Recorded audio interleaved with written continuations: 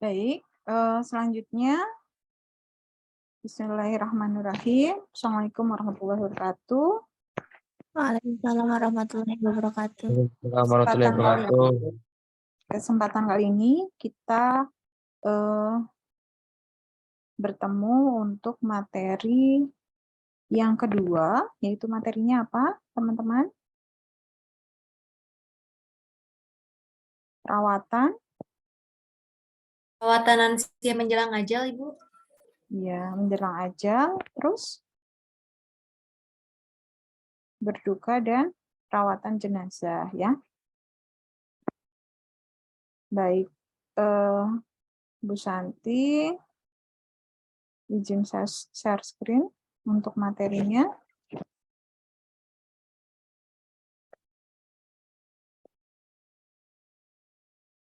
Nah, perawatan menjelang ajal, berduka, dan perawatan jenazah. Ya, menurut Hicks, sebagai suatu istilah yang digunakan dalam penyebutan perawatan pasien dan keluarga dari aspek klinis sampai sistem dukungan saat pasien menghadapi kematian. Nah, perawatan ajal adalah perawatan yang bertujuan meningkatkan kualitas hidup pasien dan keluarga dengan membantu mengatasi berbagai masalah penderitaan fisik, psikologi, sosial, dan spiritual pada pasien yang tidak lagi responsif terhadap tindakan pengobatan atau kuratif.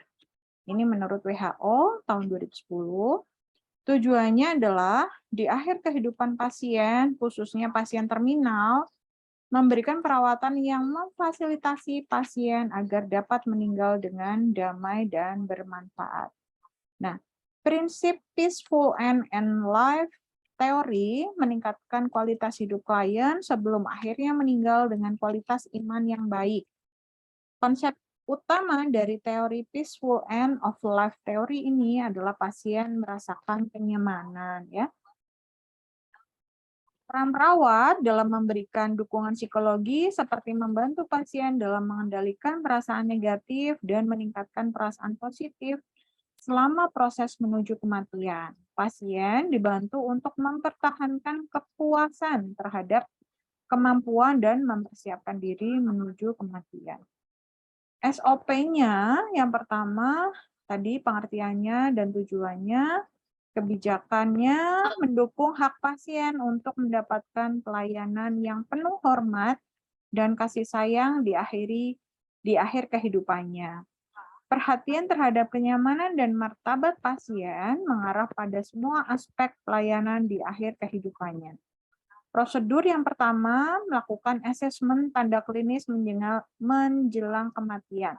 Yang pertama adalah tonus otot menurun, ditandai dengan gerakan ekstremitas yang berangsur-angsur menghilang, kemudian sulit bicara, tubuh semakin lemah, aktivitas saluran pencernaan menurun, otot rahang mengendur, rahang bawah cenderung turun, sulit menelan, ya, dan mata sedikit terbuka. Kemudian sirkulasi melemah. Suhu tubuh pasien tinggi, tetapi kaki dan tangan juga ekstremitas, ya, dingin juga lembab. Kulit ekstremitas dan ujung hidung tampak kebiruan, tanda adanya sianosis atau kekurangan oksigen. Denyut nadi tidak beraturan, kadang naik, kadang turun, tekanan darah menurun, peredaran darah menurun, dan peredaran darah perifer atau ujung ekstremitas itu berhenti. Kemudian kegagalan fungsi sensori seperti sensasi nyeri menurun atau hilang, pandangan kabur, kemampuan indera menurun, kemudian sensasi di kulit, panas, dingin, dan rasanya itu menurun.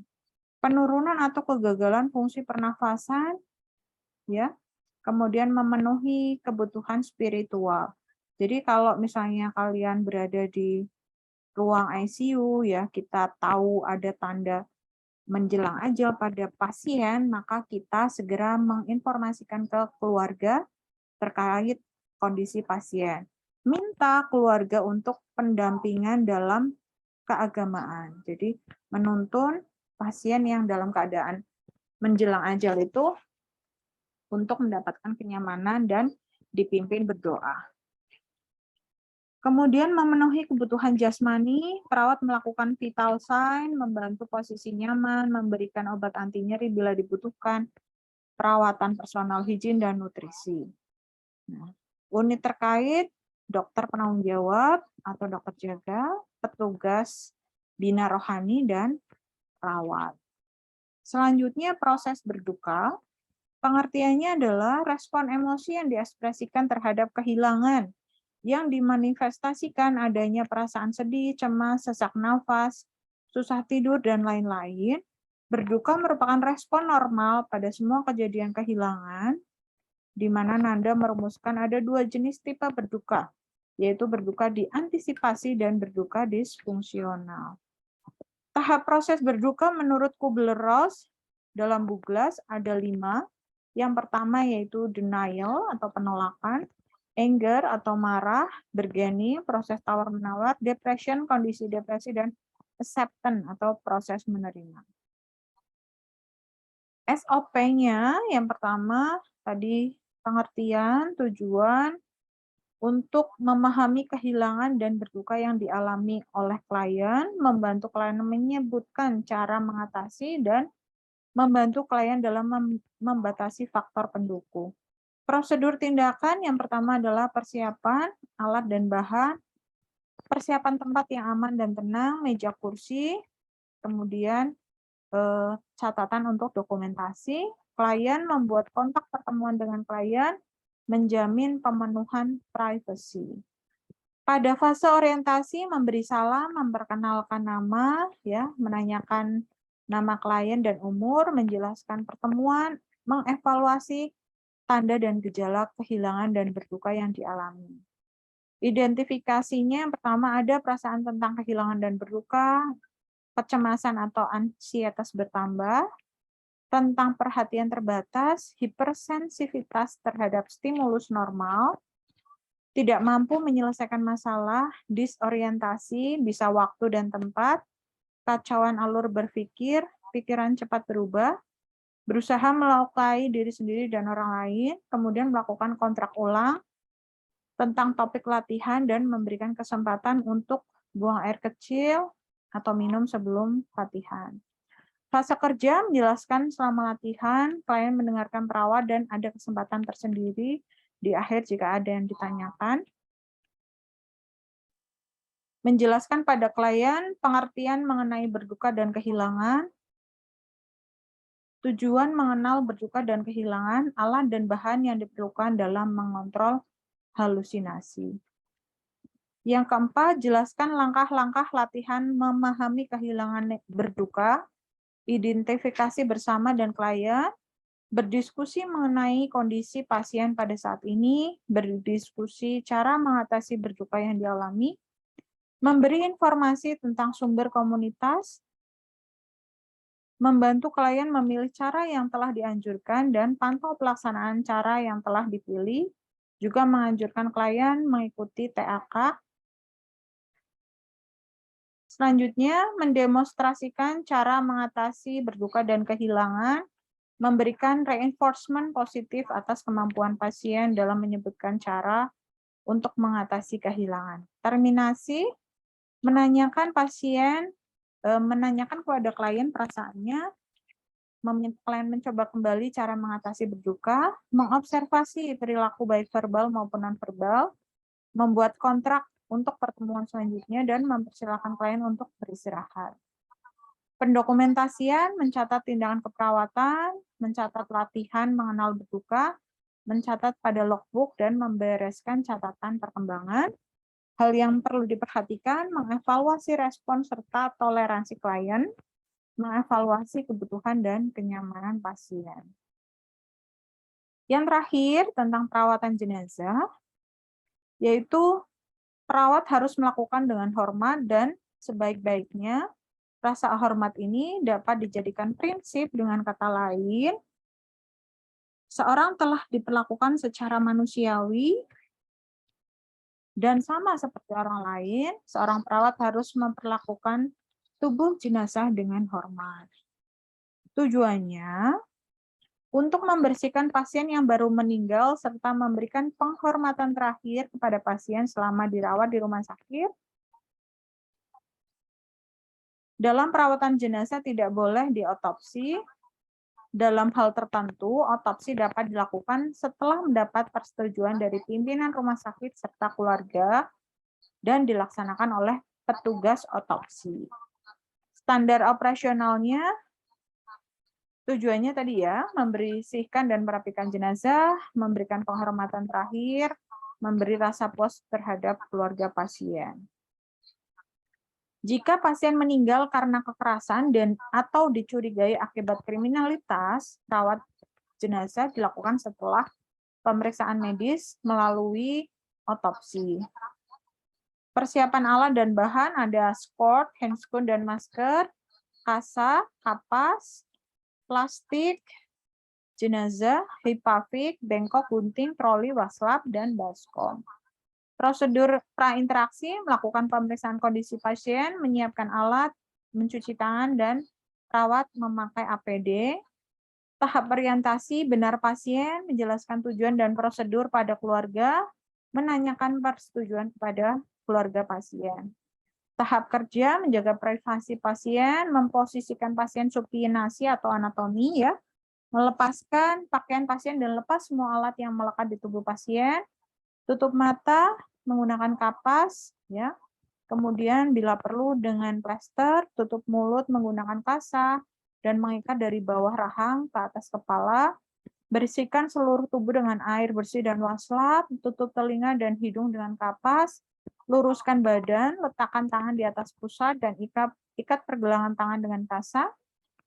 Luruskan kaki, ikat bagian lutut dan jempol supaya lurus, tutup seluruh tubuh dengan selimut atau kain penutup dari ujung kepala sampai kaki. Beri label identifikasi pada jenazah berupa nama, umur, jenis kelamin, tanggal, dan nomor kamar sesuai peraturan, ditulis di pergelangan tangan atau pergelangan kaki. Jenazah dipindahkan dari ruang perawatan setelah paling lambat 2 jam setelah dinyatakan meninggal. Terminasi, melepaskan APD dan cuci tangan, mengevaluasi hasil tindakan, dan mencatat kegiatan dalam lembar catatan keperawatan. Nah, demikian tadi materi dari Ibu Santi untuk proses kehilangan atau berduka, ya, kemudian perawatan jenazah. Silahkan kalau ada pertanyaan. Ibu, saya izin bertanya. Silahkan. Yang dimaksud dengan berduka diantisipasi dan disfungsional itu gimana gitu? Oke, bagus sekali pertanyaannya.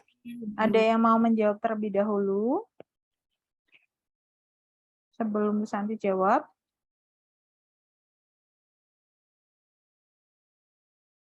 Silahkan.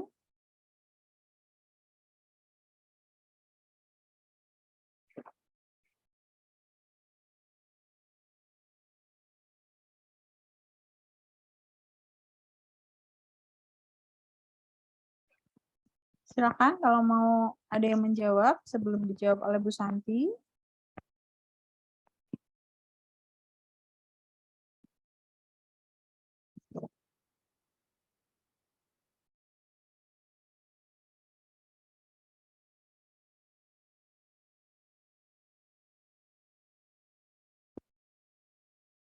Tidak ada?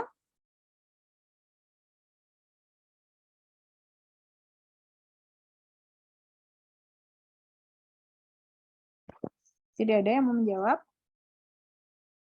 Baik, kalau tidak ada yang mau menjawab, Bu Santi ya jawab ya. Kalau berduka apa tadi pertanyaannya? Diantisipasi dan disfungsional ya. Diantisipasi dan berduka disfungsional. Ya, kalau berduka diantisipasi itu merupakan pengalaman individu ya yang terjadi secara aktual. Jadi kadangkala itu seseorang itu sudah pernah menghadapi, misalnya seseorang menghadapi sakit orang tuanya yang sudah bertahun-tahun lamanya gitu ya. Sehingga dari waktu yang bertahun-tahun itu seseorang sudah mulai bisa menghadapi dengan baik kesabarannya, emosinya, dan bahkan kemungkinan terburuk yang bisa saja terjadi pada orang tuanya. Sehingga bila suatu saat orang tuanya mendapatkan takdir misalnya meninggal gitu ya, maka orang tersebut sudah bisa mengantisipasi ya, mengantisipasi respon berduka pada saat orang tuanya itu meninggal. Kemudian kalau berduka disfungsional adalah biasanya berduka yang secara aktual yang terjadi dan biasanya responnya itu sangat mengagetkan, sehingga responnya itu membuat seseorang itu merasa sangat kehilangan dan responnya itu bisa terlalu sedih gitu ya, terlalu dibesar-besarkan karena pada saat dia kehilangan seseorang, dia itu belum bisa mengelola rasa dukanya karena terjadi secara tiba-tiba.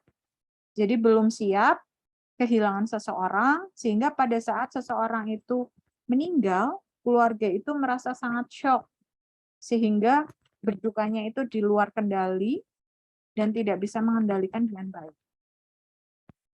Nah, itu yang mengakibatkan ketidakmampuan secara fungsional untuk mengelola rasa berdukanya. Begitu, Mbak.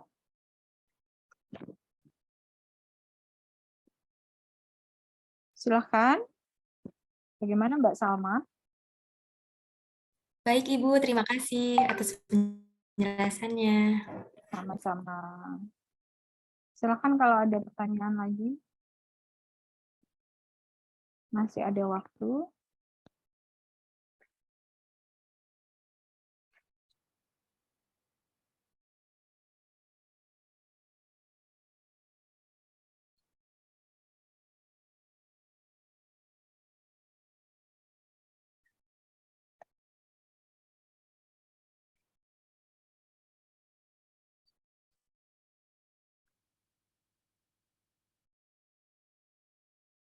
Ibu izin bertanya. Ya, silahkan. Ibu, kalau misal ada jenazah korban kecelakaan itu kan ada yang terluka, ada luka gitu ya, Bu. Itu lukanya itu harus disempurnakan dulu atau tidak ya, Bu? Ya, bagus sekali pertanyaannya. Silahkan kalau mau ada yang menjawab terlebih dahulu.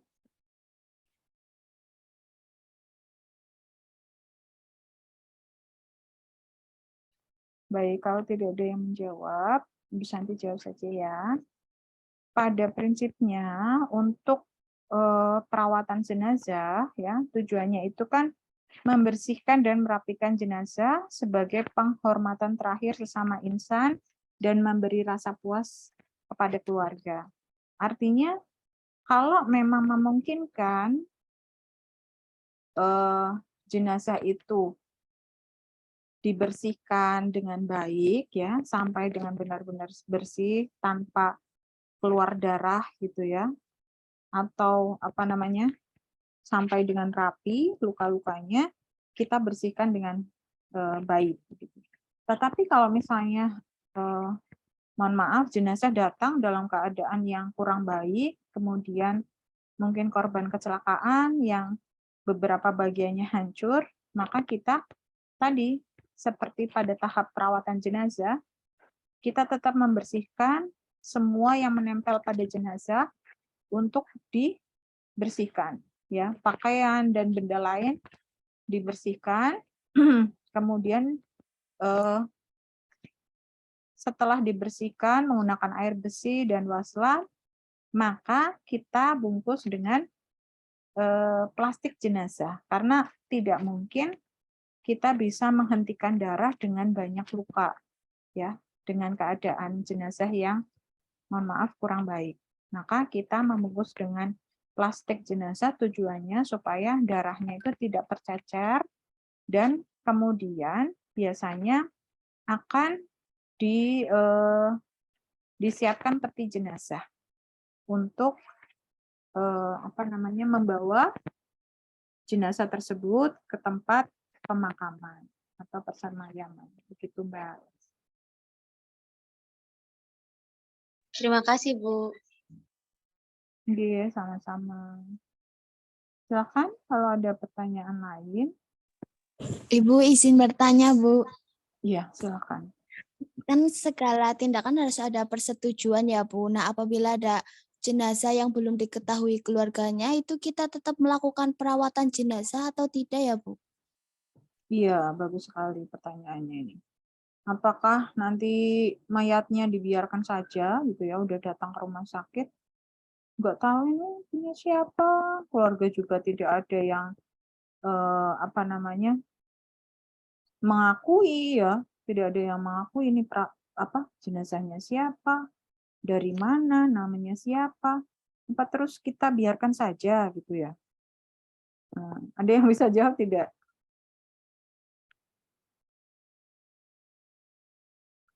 Ya kalau misalnya kita sebagai sesama insan dan tugas tanggung jawab kita sesuai dengan sumpah kita, setiap klien yang datang ya untuk dilakukan penghormatan terakhir, tentu saja tetap kita lakukan penghormatan dan perawatan jenazah sesuai dengan SOP. Nah, seperti yang tadi disebutkan, harusnya kan ada identitas ya yang dituliskan di kartu identitas. Tapi kalau misalnya tidak diketahui, berarti kita tuliskan saja seperti apa adanya yang ditemukan pada jenazah tersebut. Misalnya pasien ini atau klien datang dari mana? Misalnya dari tanggal berapa masuk lewat IGD, kecelakaan misalnya pada tanggal berapa, kemudian masuk rumah sakit tanggal berapa, itu dituliskan. Di rumah sakit juga ada kamar mayat ya. Mayat itu ditaruhkan di pendingin kan. Nah, itu untuk sementara sambil menunggu berarti dirawat di situ. Di ruang pendingin mayat. Begitu, Mbak. Baik, Ibu. Terima kasih. Sami-sami.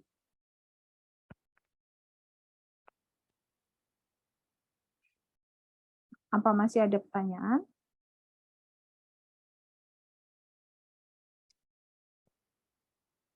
Baik, kalau tidak ada pertanyaan, mungkin Bu Santi cukupkan ya untuk pertemuan hari ini. Silakan nanti mengisi presensi kehadiran di Skalsa dan materi yang Bu Santi sampaikan pada hari ini. Bu Santi sudah upload juga di YouTube dan Bu Santi nanti share linknya di Skalsa. Begitu ya. Terima kasih untuk pertemuan hari ini. Mohon maaf kalau ada salah. Wabillahi taufiq wal hidayah. Wassalamualaikum warahmatullahi wabarakatuh. Waalaikumsalam. Waalaikumsalam warahmatullahi wabarakatuh. Terima kasih, Bu. Sama-sama. Makasih, Bu. Sama-sama.